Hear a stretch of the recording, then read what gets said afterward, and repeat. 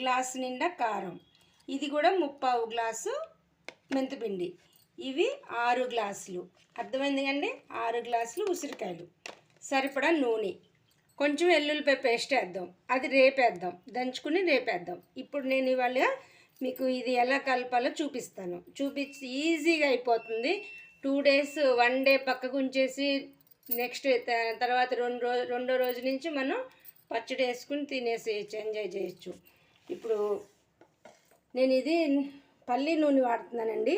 పల్లి నూనె నేను ఇంట్లో పట్టుకున్నాను అనమాట. దీన్ని నూనె పోస్తున్నా చూడండి.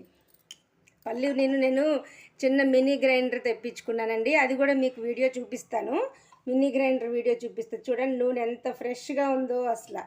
ఇది నేను ఇంట్లో సొంతంగా చేసుకున్నాను అనమాట. 1 గ్లాసు నూనె పోసుకున్నాను, 1 గ్లాసు నూనె పోసుకున్నాను. చూసారా? ఇదిగో అసలు ఎంత ఫ్రెష్గా ఎంత